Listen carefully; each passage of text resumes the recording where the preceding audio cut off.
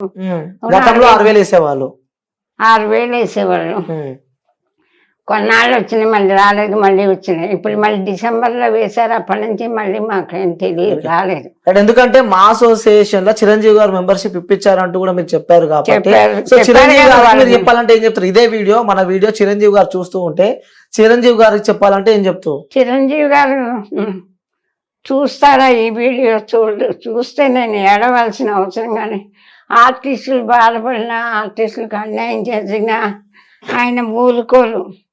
అంత మహానటుడు ఆయన. ఎంత గొప్ప పేరు తెచ్చుకున్నారో అంత గొప్ప మనసు కూడా ఉంది ఆయనకి. నేను పడుతున్న బాధలు కానీ, మా అమ్మాయి కాలు విరిగిందని కానీ, ఆపరేషన్ నాకు ఇట్లా నేను ఇప్పుడు ఇంత దుఃఖంలో ఆత్మహత్య చేసుకోవడం తప్ప మరి దారి లేని పరిస్థితిలో ఉన్నానని వారికి కానీ, పవన్ కళ్యాణ్ గారికి కానీ తెలిస్తే ఎట్టి పరిస్థితుల్లో నన్ను బలవంతంగా చచ్చిపోయే స్థితి నాకు ఉండదు. వాళ్ళు తప్పకుండా ఆదుకుంటారని ధైర్యం ఉంది. కానీ వాళ్ళు ఇప్పుడు చాలా ఎత్తులో ఉన్నారు, చాలా బిజీగా ఉన్నారు, చాలా బాధ్యతలు వహిస్తున్నారు.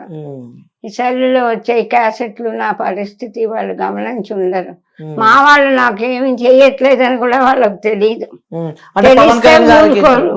పవన్ కళ్యాణ్ గారికి ఏం చెప్తాను? ఎందుకంటే గతంలో మీకు హెల్ప్ చేశాడు కాబట్టి, సో తను ఇప్పుడు ఒక ఆంధ్రప్రదేశ్ రాష్ట్రానికి డిప్యూటీ ముఖ్యమంత్రి ఉన్నారు కాబట్టి, సో తనకి ఏం చెప్తారు పవన్ కళ్యాణ్ గారు? అయ్యో అంత బిజీగా ఉన్నా ఆయన నా గురించి తెలుస్తుందా? తెలిస్తే ఆయన నిజంగా మా రాజకీయాల్లో దిగిన ఆయన మనసు మాత్రం మారదు. ఆర్టిస్టుల పట్ల సుస్వాగతంలో ఆయన కాంబినేషన్ లో ఒక డైలాగ్ చేశారు. అప్పుడు స్టేజీలో నాకున్న పేరు ఆయన విని నాకు ఎంత గౌరవం ఇచ్చారో చెప్పలేను. ఆయనకు సీటు దులిపి నాకు దగ్గు వస్తుంటే ఆయన మూత తీసి ఇచ్చారు. ఎవరన్నా అలా ఎవరా నీళ్ళు అంటే ఇస్తారు కదా, ఆయన బాటిల్ తీసి కిల్లే వాటర్ బాటిల్ తీసి మూత తీసి తాగలమ్మని ఇచ్చారు. అప్పటి తర్వాత గబ్బర్ సింగ్ అప్పుడు చూసి జీబులోంచి దూకి అవునవును చెప్పారు, అన్ని ఇంటర్వ్యూలో చెప్పారు. ఆయన ఇప్పుడు చాలా గ్రేట్. ఇప్పుడు కూడా మారిపోకుండా ఆ పవన్ కళ్యాణ్ గారుగానే ఉంటారని నేను బాగా నమ్ముకుంటున్నాను.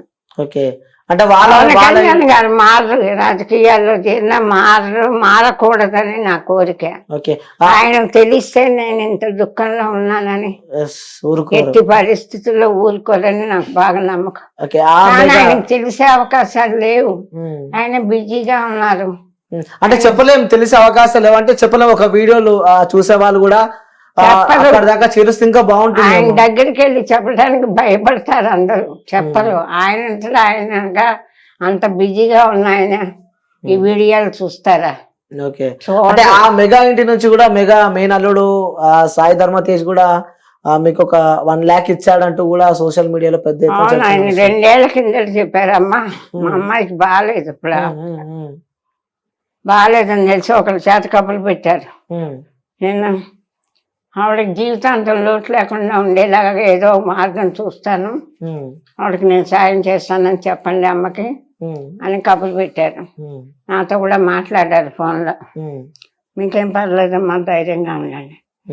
ఆ తర్వాత వారికి యాక్సిడెంట్ అయ్యి 2 years అయిపోయిన తర్వాత మాట తప్ప మీకు మాట ఇచ్చానమ్మా అంటే మర్చిపోకుండా గుర్తు పెట్టుకొని చేశారు.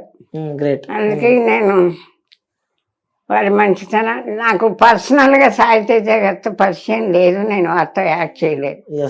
మామూలుగా ఈ టీవీలో అక్కడ ఎలా చూసారో తెలియదు. అంత అల్లుడు కదా, బుద్ధులు ఏమైనా వచ్చినాయి అనుకోవచ్చా? అలా మేనమా గారి బుద్ధులు అని అనుకోను నేను.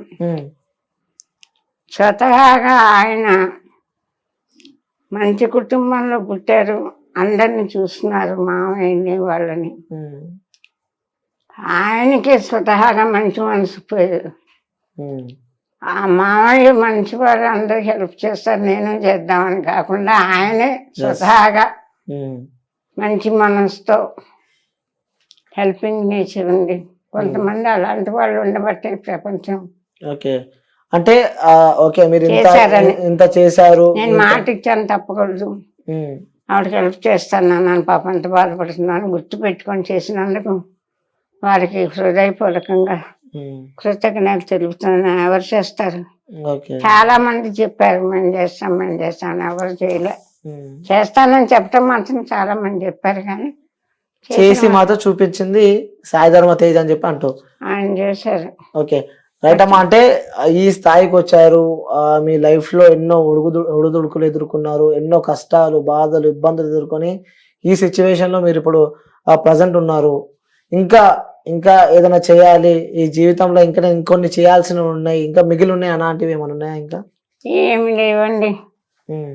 నేను చేసిన మా అమ్మాయి నాయన సాయి తేజ గారు వచ్చి ఉంటే, బాబు నాకు డబ్బులు వద్దు, మా అమ్మాయి కాలు బాగు చేయించండి, ఆడపిల్ల సాయి ధర్మ తేజ్ వస్తుంటే నాకు అమ్మాయి కాలు తెప్పించి పెట్టండి బాబు, అది నడిస్తే చాలు, నాకేమన్నా అవుతా అమ్మాయి ఏమవుతుంది అని అడగాలని ఉంది నాకు ఎవరినైనా.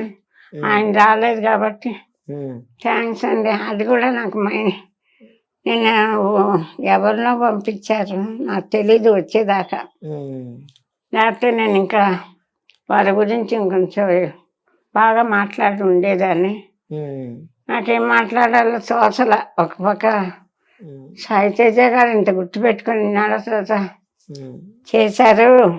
ఒకసారి రామ్ చరణ్ గారికి చెప్పండి, ఆయన అయితే ఇంకొంచెం పెద్ద సాయం చేస్తారేమో, బాగుంటుందో లేదో కానీ వారి దృష్టికి కూడా తీసుకెళ్ళండి అని సాయం తేజ గారిని అనుకున్నా.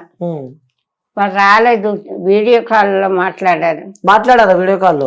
వీడియో కాల్లో మాట్లాడారు. ఏమన్నారు?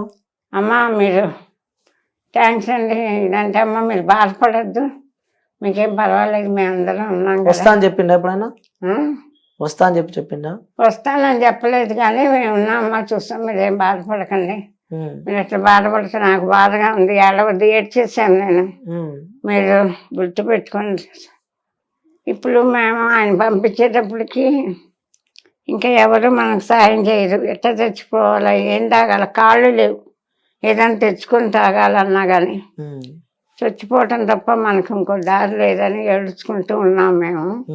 ఆ టైంలో ఆయన పంపించారు. చాలా సంతోషం అంటారు. చాలా ప్రాణం పెట్టారు కొద్ది రోజులు. ఓకే, అంటే ఇంకా కోరికలు ఏమైనా ఉన్నాయంటే ఇంకేమైనా కోరికలు ఉన్నాయా? మాకేం లేదండి, మా అమ్మాయి మాకు ఆత్మహత్య చేసుకోకుండా బతికే అదృష్టం లేదు. ఎందుకంటారా, ₹1,00,000 పంపించారు, 30,000 రూమ్, అనాథాశ్రమంలో లేవు, ఓల్డేజ్ హోమ్లో ఉన్నాం, 30,000 పెట్టి వాళ్ళు పెట్టింది తిని మందులకు 10,000 అవుతున్నాయి. అమ్మాయికి చూపించలేకపోతున్నాం. ఎంతమంది ఎన్నాళ్ళు 50,000 అవుతాయి కానీ గడవదు. ప్రతి నెల 50,000 ఎవరిస్తారు? నా వీడియోలు చూసి ఇప్పుడు ఎప్పుడు ఇదే అలవాటు. The tourism industry has been flourishing in the past few years.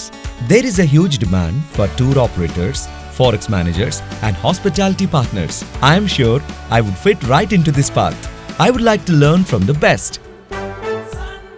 Sun International, Hyderabad, Visakhapatnam.